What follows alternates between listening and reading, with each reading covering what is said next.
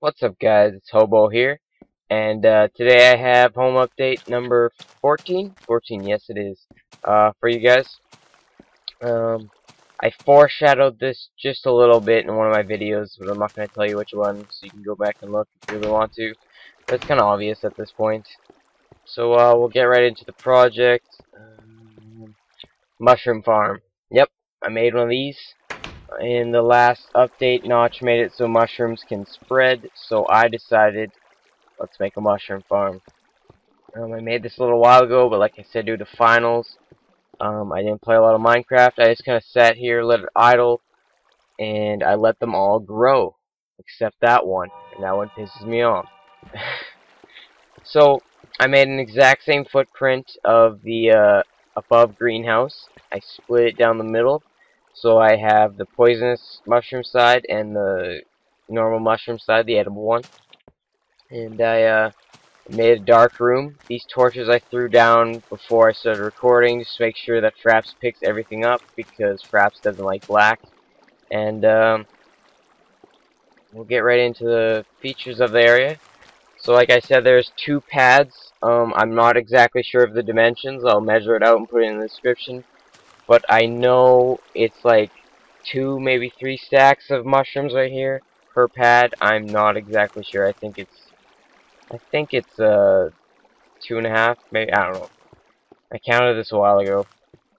And mushrooms are probably the most efficient food to carry around with you. It takes up like 4 inventory slots to have a full stack of mushroom stews, but it heals much more hearts than let's say a stack and a crafting bench of wheat. So it is very efficient to carry mushroom stew around. It heals the most health per food, and bowls are stackable. But get into the features again. This is the toggleable lighting. Mushrooms need absolute darkness to grow efficiently in. These torches are normally not here, and I'm still trying to solve the leakage of light from here. Normally I just kind of stuck 2 sand blocks or whatever here, and it blocked up most of the light. That's how I let it spread. I'll find a better solution later on, but for right now it works pretty good. So I made this underground because I like to keep all my farms nice and close together. And I wanted to keep the mushroom farm with the greenhouse and all the rest of the stuff. But I do have more plans for more advanced farms, let's just say, when beta 1.7 comes around. This is as simple as it gets in terms of farming. How this started was I placed a mushroom in this corner and a mushroom in that corner, and the same with that patch, and then it just spread naturally, and then I eventually filled her up, except that one. And then to harvest it, you would simply just take a bucket of water or something, take out a corner piece and let it flow, and it would harvest them all pretty much for you. Just run around, pick them up. If you're feeling ambitious, you could dig through the floor here and let natural sunlight harvest them, because that's obviously the better idea at this point. So yeah, there's 2 pads. I got the toggleable lighting, which is essentially just a redstone wire flowing all the way around, and each wire has a little branch that leads into the block that I'm hitting right now, because you have to touch the block. You can't lead it directly into a torch. So when a torch is unpowered, it is on, but when you apply a bit of current to it, it will turn off. So that's how that works. This is obviously more than 15 blocks in perimeter. So every so often I have a little indent into the wall on the other side, not this wall, but on the other wall, and it repeats the signal, and then it leads back into the mainstream, and then it goes to the torches. And I had a few problems when I was doing that. I never anticipated it to be this big. So I kind of broke into my storage wall, but I just used a different type of repeater design. Actually, the old one, not the new item that you can make, but the old 2 block, 2 torch, 1 redstone one.